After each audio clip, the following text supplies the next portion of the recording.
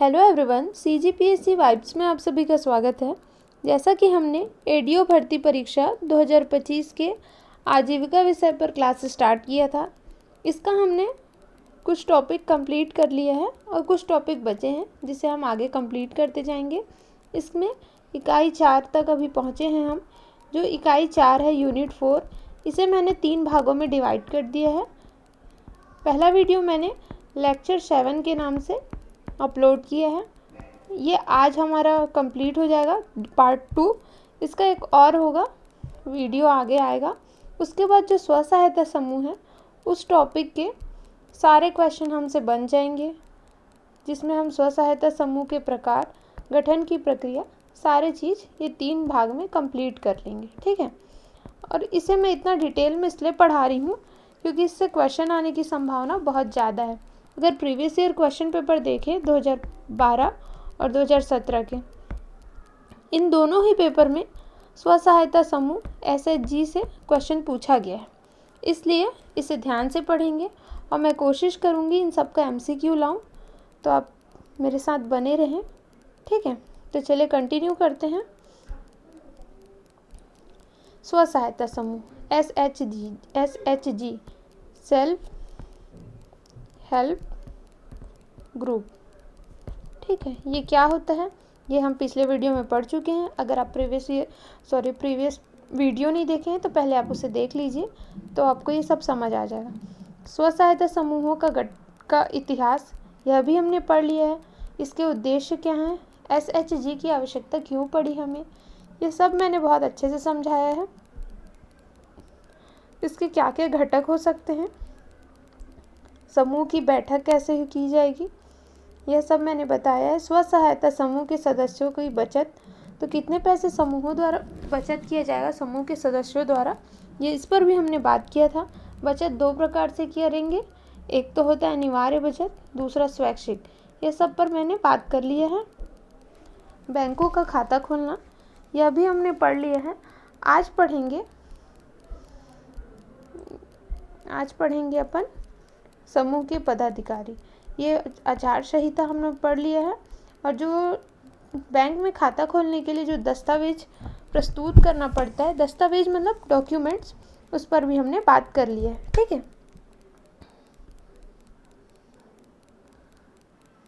चलिए तो देखते हैं अब समूह के पदाधिकारी क्या होता है। समूह में 3 सदस्यों को मान सकते हैं। अगर एक समूह है उसके 3 सदस्यों को अध्यक्ष, सचिव और कोषाध्यक्ष का चयन किया जाएगा।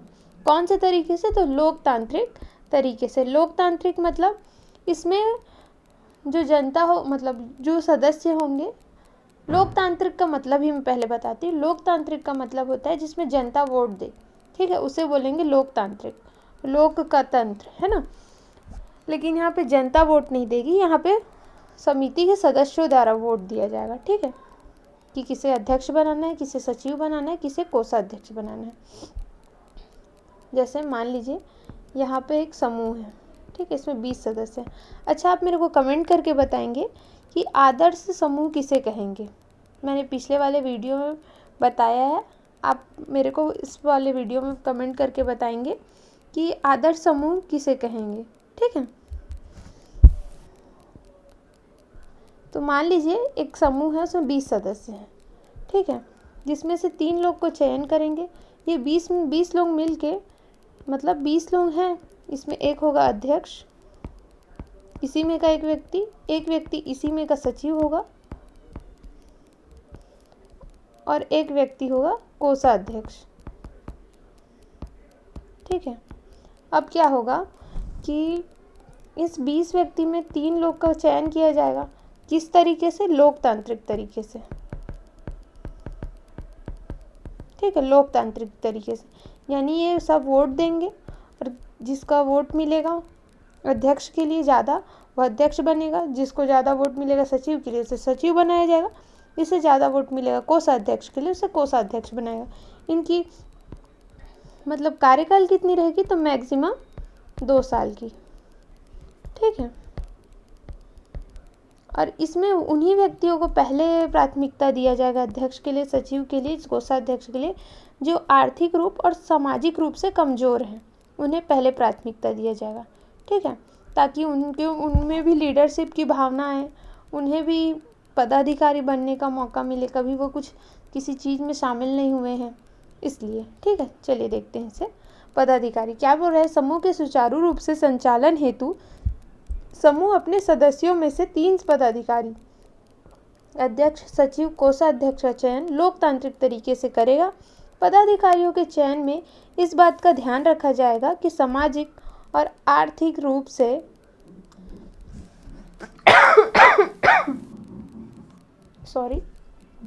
से सबसे कमजोर सदस्य को सबसे पहले प्राथमिकता, सबसे पहले पदाधिकारी बनने का मौका मिले। पदाधिकारियों का चुनाव अधिकतम 2 वर्षों के लिए होगा एवं नियमित अंतराल पर पदाधिकारियों का बदलाव कर सभी सदस्यों को पदाधिकारी बनाने एवं नेतृत्व करने का मौका प्रदान किया जाएगा। जैसे मैंने यहाँ कहा, इन लोगों का चुनाव जो होगा वो लोकतांत्रिक तरीके से होगा और इनमें चयन में ध्यान रखा जाएगा कि जो सामाजिक और आर्थिक रूप से, सामाजिक यानी जो सामाजिक रूप से पिछड़े हैं, जो किसी समाज के बीच में आने से झिझकते हैं, सामने बोलने से झिझकते हैं, तो उन्हें पहले प्राथमिकता दिया जाएगा।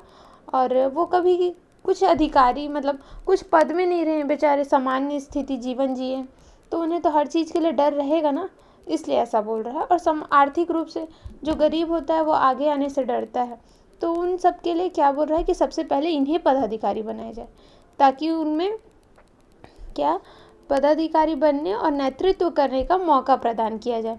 पदाधिकारी बन जाएंगे, उनको भी थोड़ा सा हिम्मत आएगा कि अरे वाह, हम थोड़ा हिम्मत कर रहे हैं, हम सबके सामने बोल ले रहे हैं, एक लीडरशिप की भावना आएगी, इसलिए ऐसा किया जा रहा है। इस चुनाव का अधिकतम कितने वर्ष तक मतलब ड्यूरेशन रहेगा? चुनाव, एक बार चुनाव होगा तो 2 साल के लिए अधिकतम, ठीक है। अब चुनाव तो हो गया, इन 20 लोगों में से 3 लोगों को क्या बनाए? अध्यक्ष, सचिव, कोषाध्यक्ष। किस तरीके से? लोकतांत्रिक तरीके से। अब क्या होगा कि इनका कार्य देखेंगे हम कि किस टाइप का ये कार्य करते हैं। तो अध्यक्ष का जो कार्य होता है वो क्या होता है? अपने समूह का संचालन करना। समूह का संचालन यानी अध्यक्ष रहेगा, वो समूह में क्या करना है, कब बैठक बुलाना है, कैसे हर चीज़ को मैनेज करना है, ये सब काम किसका रहेगा? जिम्मेदारी अध्यक्ष करेगा।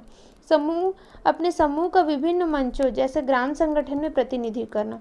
यानी क्या कह रहे हैं, जैसे अब ये 20 लोग हैं, अब कोई ग्राम का संगठन है, किसी ग्रुप में जाना है, ग्राम पंचायत में जाना है, बैंक में जाना है, तो ये 20 लोग तो नहीं जाएंगे या 20 लोग तो बात नहीं करेंगे, सिर्फ इसमें का एक प्रतिनिधि करेगा। कौन? अध्यक्ष, ठीक है। कौन करेगा? अध्यक्ष खड़े होगा इस समूह के लिए, यही बोल रहा है। हर चीज़ में प्रतिनिधि कौन करेगा? अध्यक्ष करेगा। समूह के बैंक खाते का संचालन करेगा, यानी बैंक में भी जाएगा तो उसका पूरा मैनेजमेंट कौन देखेगा? बैंक का अध्यक्ष देखेगा। बैठक बुलाना और अध्यक्षता करना, यानी समिति का जो भी बैठक होगा कौन बुलाएगा? अध्यक्ष बुलाएगा। और अध्यक्षता भी करना। सदस्यों द्वारा लाए गए प्रस्ताव को रखना और चर्चा करना।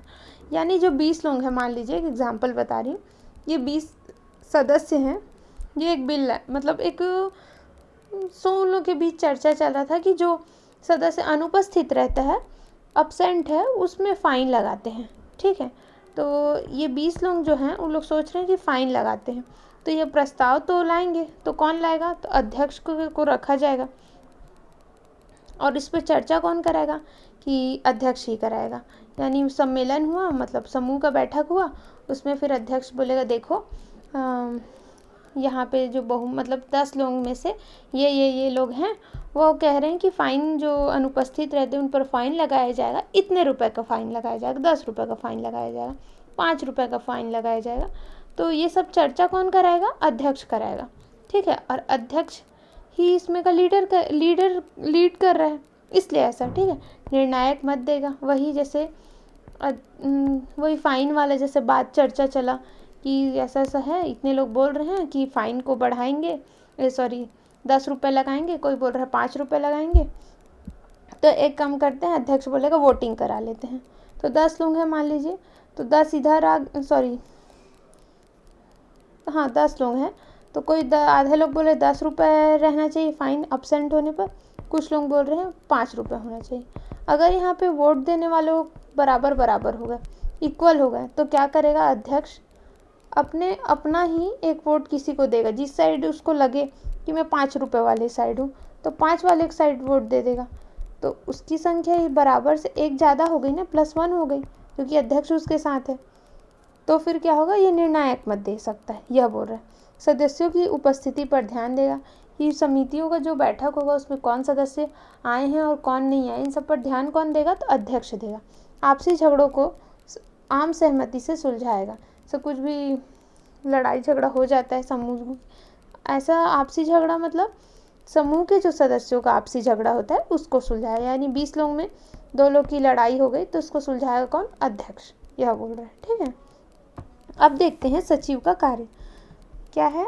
अपने स्व सहायता समूह के रोजगार और प्रशासनिक मामलों के लिए उत्तरदायी होगा। यानी स्व सहायता समूह के रोजगार और प्रशासनिक मामले, यानी जो भी रोजगार के लिए काम होगा, जैसे निरमा बनाना, मोमबत्ती बनाना, अगरबत्ती बनाना, बॉटल बनाना, ये सब काम कौन का रोजगार वाला जो चीज़ मिलेगा वो सबको उत्तरदायी, पहले जिम्मेदारी किसको है, सचिव का है इन सब का। सचिव अपने समूह के सही खाता बही को लिखवाने और सुरक्षित करने के लिए जिम्मेदार होगा।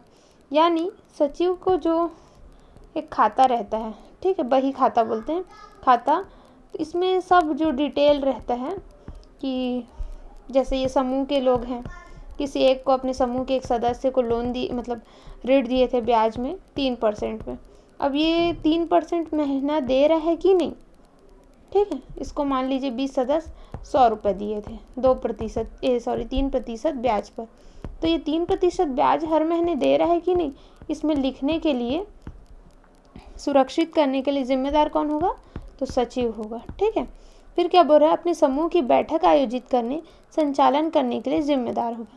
यानी जो बैठक का आयोजन किया है उसको संचालन करने, मैनेजमेंट देखेगा ठीक से हो रहा है कि नहीं, कौन आया है कि नहीं, कोई नहीं आया है तो बुला लेते हैं, ये सब काम कौन करेगा, सचिव करेगा। बैठक की कार्यवाही को बैठक में लिखेगा। यानी जो भी, वही जैसे मैं बताई कि आज बैठक हुआ, इसमें 20 लोग बैठे तो बात हुआ वही फाइन वाला कि फाइन बढ़ाएंगे नहीं बढ़ाएंगे, तो उस पर चर्चा हुई 1 घंटे, तो इसमें सबको लिखेगा। कौन लिखेगा, तो सचिव लिखेगा। ठीक है, खाता, बैंक खाता का संचालन भी करेगा। अब बैंक में कुछ भी संचालन, बैंक में पैसा जमा किए, निकाले, कितना निकाले, ये सब का डिटेल भी कौन रखेगा, सचिव ही रखेगा।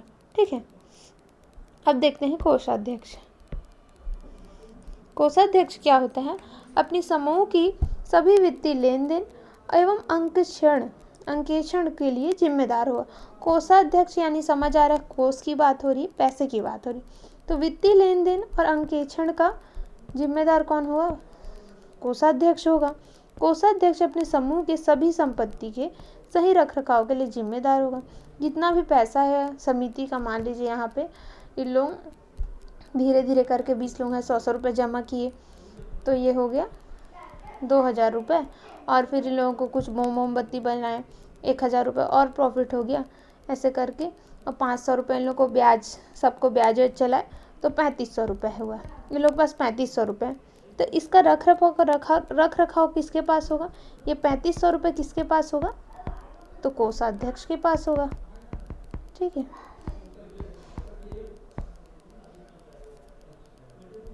ठीक है, समूह के पैसे का हिसाब किताब रखेगा। वही बोल रही, जैसे ये 3500 रुपये है, फिर किसी 20 सदस्यों में से किसी एक को पैसे की ज़रूरत है, तो फिर इसी में 3500 का, मान लीजिए 1000 की से ज़रूरत है, तो यही 1000 रुपये इसे दे दिया जाएगा। मान लीजिए 3% के ब्याज से देता है, तो इसका हिसाब किताब की एक डायरी या कॉपी जो भी होगा उसमें लिखेंगे कि फलाना ये 1000 रुपये लिया, इतने प्रतिशत ब्याज में, इस डेट को लिया, इतने लोग साइन किए, पूरा डिटेल रहेगा। ये सब किसके पास रहेगा, कोषाध्यक्ष के पास। ऋण की किस्तों को जमा कर लेना, वही बोली 3% ब्याज में, तो इसका किस्त जो देगा 3%, वो भी कौन किस में लिखेगा, इसी में, इन सब का डिटेल रखेगा। इस पैसे को कहाँ जमा करेगा, वो जो 3% ब्याज है वो कोषाध्यक्ष के पास होगा। बैंक में पैसा जमा करना, यानी बैंक में अब ये 3% ब्याज तो दिया है कोषाध्यक्ष को, अब कोषाध्यक्ष अपने पास नहीं रखेगा, इसे कहाँ देगा, बैंक में देगा। ठीक है, तो बैंक में जमा कराना। ठीक है, बैंक खाते का संचालन भी यह भी करेगा कौन, कोषाध्यक्ष। ठीक है, मैं उम्मीद करती हूँ समझ आ गया होगा। एक दो बार और देखेंगे, समझ आ जाएगा, और कुछ डाउट होगा तो पूछ लीजिएगा। अब देखते हैं सदस्यों के कार्य एवं उत्तरदायित्व। अब हम अध्यक्ष की बात कर लिए, सचिव की बात कर लिए, कोषाध्यक्ष की बात कर लिए। ठीक है, 20 में 3 लोगों की तो बात कर लिए। अब जो 17 लोग हैं, अब जो 17 लोग बचे हैं सदस्य हैं, अब उन सदस्यों के कार्य और उत्तरदायित्व पर बात करेंगे। ठीक है, क्या बोल रहा है? पहला है सभी सदस्य समूह में एकता एवं सहयोग की भावना को प्रोत्साहित करेंगे। यानी यूनिटी होना बहुत ज़रूरी। एकता यानी यूनिटी, सहयोग मतलब हेल्प की भावना होनी जरूरी है।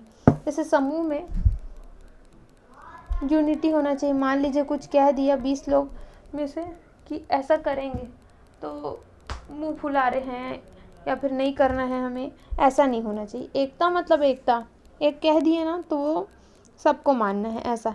हेल्प की भावना, सबको एक आपसी सहयोग रहना चाहिए।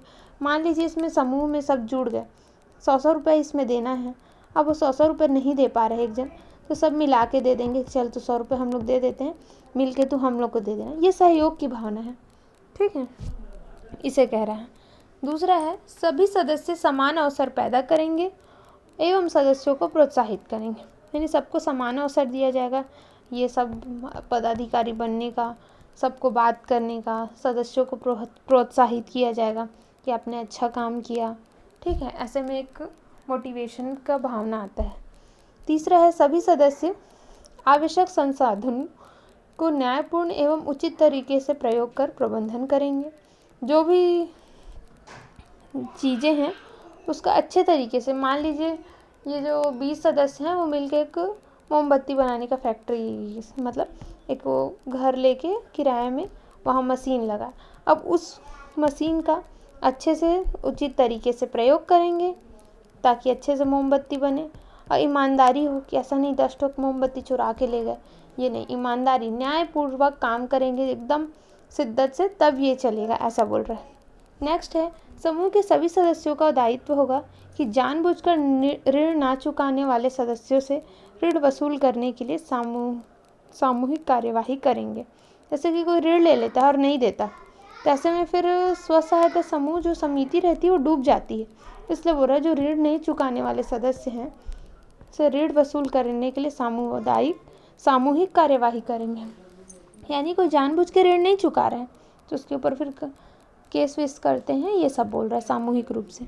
नेक्स्ट है सभी सदस्य विकास संबंधी कार्यों के लिए उत्तरदायी होंगे और सेवा भावना के साथ नेतृत्व की जिम्मेदारी लेंगे। यानी कुछ भी जो सदस्य हैं विकास संबंधी कार्यों का उत्तरदायी लेंगे।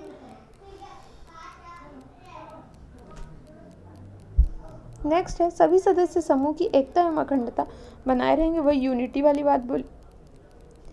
नेक्स्ट है सभी सदस्य समूह की बैठक में अनुशासन बनाए रखेंगे और नियमों का अक्षरशः पालन करेंगे। यानी जैसा जैसा नियम बनाया गया है अध्यक्ष, सचिव और कोषाध्यक्ष के द्वारा वैसे ही करेंगे। यानी नियम बना है कि जो एब्सेंट होगा वो फाइन पटाएगा, यानी सबके लिए फाइन पटाना ही पड़ेगा। अनुशासन बनाए रहेंगे। 4 बजे मीटिंग है यानी 4 बजे मीटिंग है, 4 बजे शाम को इसके घर पहुंचना है यानी पहुंचना है, कोई बहाना नहीं चलेगा, ऐसा। ठीक है, अब देखते हैं पदाधिकारी का चयन कैसे किया जाएगा। यानी पदाधिकारी कौन कौन है? पदाधिकारी हैं अध्यक्ष, सचिव और कोषाध्यक्ष।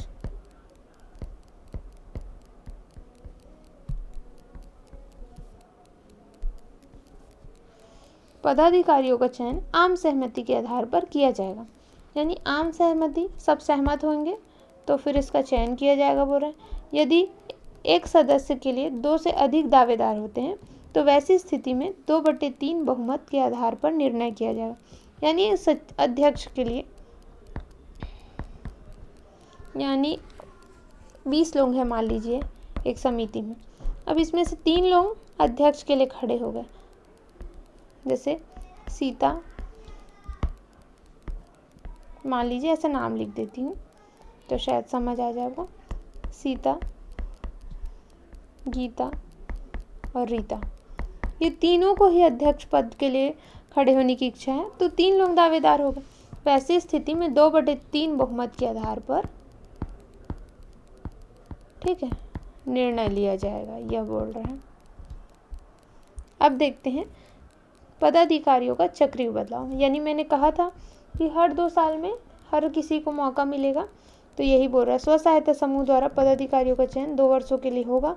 2 वर्ष के बाद पुनः समूह के 1/3 पदाधिकारी के लिए चुनाव होगा, ताकि समूह के अन्य सदस्यों को भी नेतृत्व करने का मौका मिले। यानी सबको मौका मिले, सब पद में आए, सब नेतृत्व करें, सबको लीड करने का मौका मिले, सबको अच्छा लगे, ताकि सब अपना योगदान ज़्यादा से ज़्यादा दे पाए, ये कह रहे हैं। अब देखते हैं नियमावली का संशोधन। नियमावली में संशोधन, जैसे कुछ नियम बनाए हैं उसमें संशोधन करने हैं, तो क्या बोल रहा है, अब जैसे समिति द्वारा कुछ नियम बना है, अब इसको चेंज करना है। जैसे वही फाइन वाला ही मैं बता रही हूँ। मान लीजिए फाइन 5 रुपये, अब उसको करना है 10 रुपये, तो वो ने संशोधन तब होगा कि कुल सदस्य के 2/3 बहुमत के सर्वसम्मति से, यानी 2/3 लोग बहुमत देंगे, सबकी सहमति होगी, तो फिर नियम में चेंज होगा कि 5 रुपये से चेंज होकर 10 रुपये हो जाए, ठीक है। नेक्स्ट है समूह का विघटन।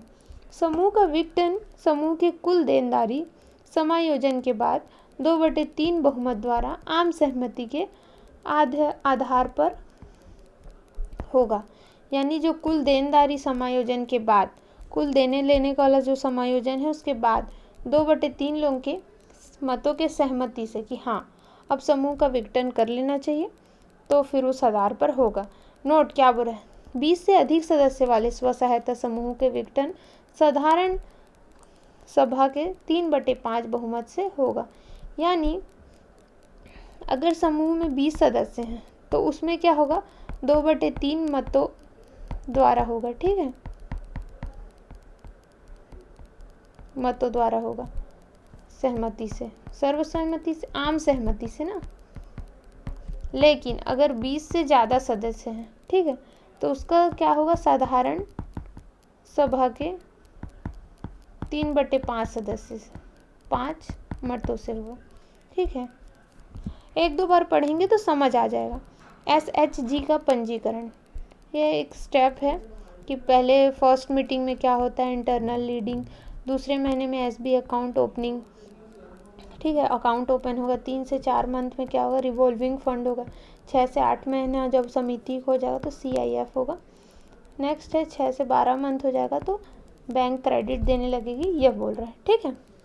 नेक्स्ट है पुस्तक संचालन, यानी जो जो काम किए हैं हम, कब कब मीटिंग हुआ है, इन सब का पुस्तक बनाया जाएगा, एक बुक बनाया जाएगा, उसके बारे में बात करें। क्या बोल रहा है, समूह के सदस्यों में से ही कोई एक पढ़ी लिखी सदस्य जिसका चयन समूह के सभी सदस्यों द्वारा किया जाएगा, वह पुस्तक का संचालन करेगी। पुस्तक संचालन को मिशन के माध्यम से समय समय पर प्रशिक्षण प्रदान किया जाएगा, ताकि वह समूह को में होने वाली लेन देन को सही किताब निर्धारित रजिस्टर में लिख सके। यानी 20 लोग हैं, यानी 20 समिति में सदस्य हैं, महिलाएं, उसमें से एक पढ़ी लिखी, मान लीजिए जो सीता है वो सबसे पढ़ी लिखी है, तो वही क्या करेगी, पुस्तक का संचालन करेगी। उन्हीं को बोला जाएगा कि आप किताब का संचालन करें, ठीक है, उन्हें बुक दे दिया जाएगा, उसका वो संचालन करेगी। अब उसमें क्या है, समय समय पर इनको प्रशिक्षण दिया जाएगा, किन्हें, सीता को प्रशिक्षण दिया जाएगा, किसके द्वारा, मिशन के द्वारा, कि आपको कैसे कैसे करना है, कैसे बुक को मैनेज करना है, रजिस्टर मेंटेन करना है, इन सब के बारे में स्व सहायता मिशन जो होता है भारत मतलब सरकार की, वो इनको प्रशिक्षित करेगी। फिर ये यहाँ पे किताब को, रजिस्टर को लिखेगी, कौन, ये सीता। इन्हें पैसे भी दिया जाता है, किसके द्वारा, फंड के द्वारा दिया जाता है, ठीक है। अब है आंतरिक लेन देन एवं ऋण सुविधा। स्व सहायता समूह अपनी जमा एवं बचत को अपने सदस्यों की उनकी मांग या आवश्यकता अनुसार ब्याज पर ऋण उपलब्ध कराती है। समूह के इस क्रियाकलाप को आंतरिक लेन देन कहते हैं। बिना आंतरिक ऋण एवं लेन देन के समूह अपने गठन के उद्देश्यों को प्राप्त करने में सफल नहीं हो सकता। यानी ये 20 लोग हैं, मैं आपको पहले वीडियो में फर्स्ट वाला जो वीडियो उसमें बताई थी, 20 लोग हैं, सब 100-100 रुपये मिला है, यानी कितना हो गया, 2000 रुपये हो गया। ठीक है, अब क्या कर रहे हैं लोग, 20,000 में एक ठोक मोमबत्ती बनाने का फैक्ट्री मतलब काम स्टार्ट किए। ठीक है, यहाँ 2,000 रुपये लगा के मोमबत्ती बना रहे हैं। ठीक है, अब 2,000 रुपये लगा के मोमबत्ती बना रहे हैं तो 4,000 रुपये टोटल हुआ, तो 2,000 रुपये का प्रॉफिट हुआ। यानी 2,000 तो लगाए थे, 2,000 और बढ़ गया मोमबत्ती बेचने के बाद, तो 2,000 का जो प्रॉफिट हुआ यानी उनके पास 4,000 रुपये आ गए टोटल। तो उनकी मांग, जैसे इसी 20 सदस्यों में से किसी एक को अपनी बेटी की शादी करनी है, तो वो मान लीजिए बोले कि मुझे 2,000 रुपये चाहिए, तो इन लोग सब निर्धारित करेंगे कितने प्रतिशत ब्याज में देना चाहिए। तो ये 4,000 रुपये से 2,000 रुपये को, मान लीजिए ये गीता को अपनी बेटी की शादी करने के लिए 2,000 रुपये चाहिए, तो इसी 4,000 से 2,000 रुपये, ये 2,000 रुपये किसे दे देंगे, गीता को दे देंगे। अब गीता को 2,000, तो इसे 3% ब्याज में देंगे। ठीक है, 3% ब्याज में देंगे, तो 60 रुपये मंथली वो देगी। किसको देगी, ये समिति को देगी, स्व सहायता समूह को देगी। अब ये 60 रुपये देगी, तो ये 4,000 में मूल तो देगी जब भी देगी, लेकिन जब तक नहीं दी तो 60 रुपये देगी। अब जब वो मूल दी, मान लीजिए 5 महीने बाद मूल दी, जैसे 2,000 रुपये वापस की, अब 5 महीने में दी, तो 5 महीने वो 60 रुपये तो दी। ठीक है, तो 300 रुपये और दे दी, और 2,000 तो था ही उसके पास, समिति के पास, यानी कितने हो गए, 4300 रुपये हो गए। तो इनका क्या बोल रही हूँ, तो इनका इनकम बढ़ रहा है ना, समितियाँ बढ़ रही है। पहले उनके पास 2,000 रुपये था, मोमबत्ती बना के वो 4,000 की, फिर गीता को अपनी बेटी की शादी करने के लिए ऋण दिए इसी में से 2,000 रुपये, तो वो कितना 5 महीने दी, जब वो मूल के सहित ब्याज भी दी तो कितना हुआ, 300 रुपये दी थी, तो 4300, यानी 2,000 से स्टार्ट किए, फिर 4,000 हुआ, फिर 4300 हुआ, फिर इसमें से किसी की ज़रूरत फिर देंगे। उनकी आवश्यकता और मांग के अनुसार ब्याज दिया जाएगा।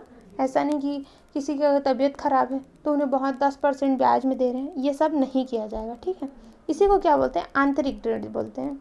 और ये सब नहीं होगा तो फिर जो उद्देश्य प्राप्त करने के लिए ये सफल नहीं होगा, ये समिति जो समूह बना है, यह बोल रहे हैं। आंतरिक ऋण के आधार पर आकस्मिक खपत और पूरक आय सृजित करने हेतु।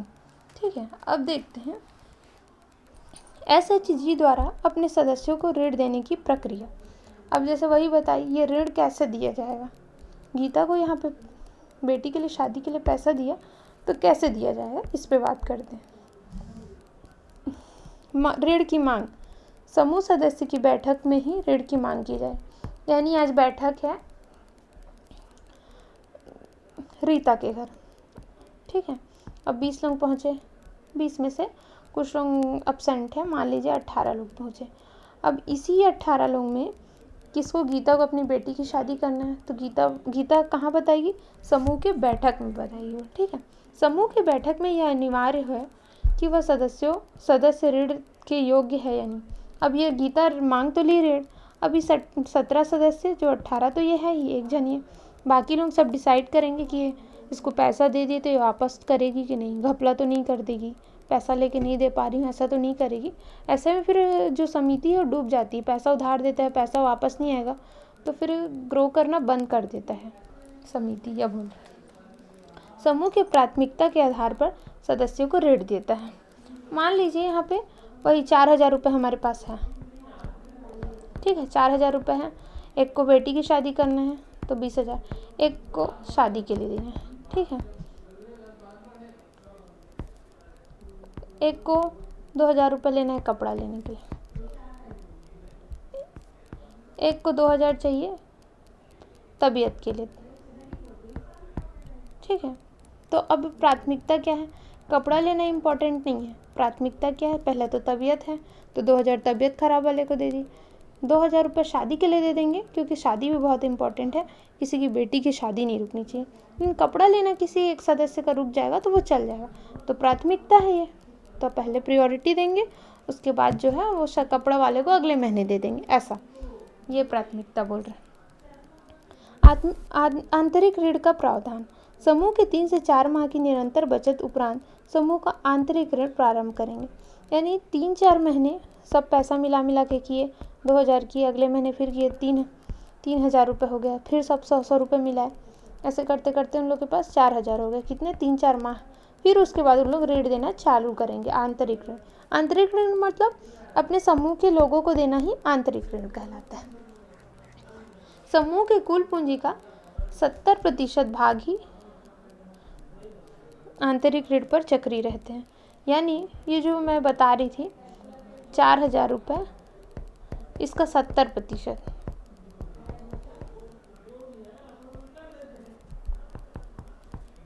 ये 2800 रुपये ही हम लोग बांटेंगे बोल रहे। बाकी जो पैसे हैं उसको समिति में रहने देंगे, 70% ही ब्याज में चलेगा, 30% सेविंग रहेगा हमारा, ठीक है। अब क्या बोल रहे हैं, ऋण पर ब्याज देय होगा, यानी जो भी उधारी लेंगे उसमें ब्याज तो देना ही पड़ेगा बोल रहे। पूर्व ऋण की अदायगी के पश्चात दूसरा ऋण प्रदान होगा। मान लीजिए ये जो गीता है, इसने अपनी बेटी की शादी के लिए पैसे लिए थे, अगले महीने फिर इसको किसी और चीज़ के लिए पैसे चाहिए, तो फिर उसे पहला ऋण पटा लो तुम, फिर दोबारा ऋण दिया जाएगा। ऐसा नहीं कि एक ऋण ले लिया, दूसरा ऋण, तीसरा ऋण, ऐसा नहीं, पहले एक को पटाओ फिर दूसरा मिलेगा, यह बोल रहे हैं। नेक्स्ट है ऋण की शर्त।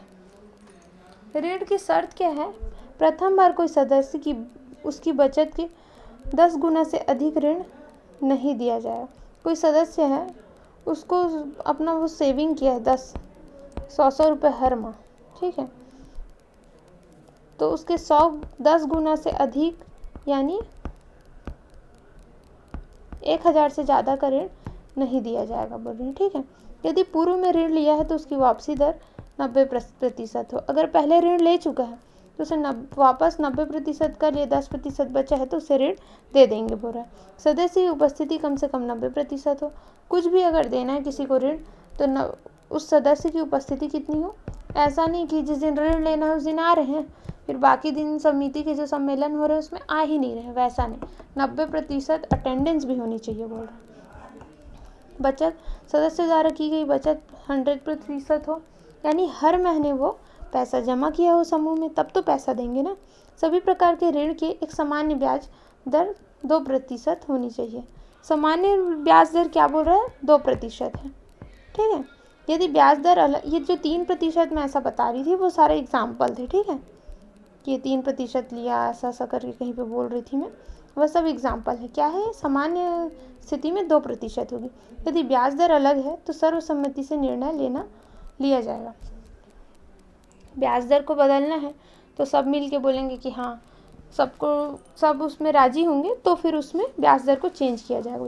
ऋण की रकम के हिसाब पर ऋण वापसी की किस्तों का निर्धारण किया जाएगा। यानी कोई 1000 रुपये लिया है तो उसे बोलेंगे 5 किस्त में देना है, तो उसको पहले से निर्धारित कर दिया जाएगा, ऋण वापसी की 5 किस्त में कर देना, ऐसा। ऋण का पुनर्भुगतान, पहला ऋण वापसी की समय अवधि 1 से 12 माह तक होगी, ठीक है। दूसरा, समूह के सदस्यों द्वारा ऋण का पुनर्भुगतान पूर्व निर्धारित या समान किस्तों में किया जाएगा, ठीक है। तीसरा है, ऋण का समय पर पुनर्भुगतान ना होने पर ऋण किस्त पर 5 से 10 रुपये का दंड लगाएगा, यानी फाइन पटाना पड़ेगा अगर ऋण समय से नहीं दिए तो। समूह विभिन्न संस्थाएं जैसे बैंक, ग्राम कोष के लिए ऋण का भुगतान तय समय पर सीमा में करेगा। ये सब सिर्फ पढ़ लीजिएगा, ये याद भी नहीं होगा आप लोगों से, ठीक है। ऋण के पुनर्भुगतान में यदि किसी सदस्य द्वारा कम राशि जमा की जाती है तो इस दशा में उस माह की किस्त का ब्याज पहले जमा करेंगे और शेष राशि को मूलधन से कम किया जाएगा। नेक्स्ट है, समूह प्रेरक की जिम्मेदारी ऋण भुगतान हेतु सदस्यों को प्रोत्साहित करना एवं आवश्यक लेखा जोखा रखने की होगी। साथ ही राशि को समय पर बैंक में जमा कराने हेतु वह जिम्मेदार होगा। ये सब कुछ काम करनी है, ऐसे ही पढ़ लीजिएगा, मैं आपको ऐसे ही बता दे रही हूँ। नोट क्या है, ऋण की वापसी न होने की दशा में SGHG को दंड के लिए विधान बना सकती है। यानी कोई ऋण वापसी नहीं किया तो जो वह स्व सहायता समूह उसके लिए कुछ दंड बना सकती है। या बोल रहा है ऋण मासिक किस्तों में वापसी किया जाएगा, अधिकतम 30 मासिक किस्त हो सकते हैं। ठीक है। बैंक खाते का संचालन वही मैं बता चुकी, अध्यक्ष, सचिव व कोषाध्यक्ष किन्हीं दो के संयुक्त हस्ताक्षर से राशि निकाला जाएगा, 2 लोग का साइन का लगेगा। यदि पदाधिकारियों में परिवर्तन है तो सामूहिक बैठक की कार्यवाही के साथ इसकी सूचना बैंक को दी जाएगी। ठीक है। अब लाभांश का वितरण। लाभांश का वितरण समूह के सदस्यों द्वारा जमा बचत की राशि के आधार पर वित्तीय वर्ष की समाप्ति में के पश्चात किया जाएगा। यानी जो जमा किए हैं उसका वित्तीय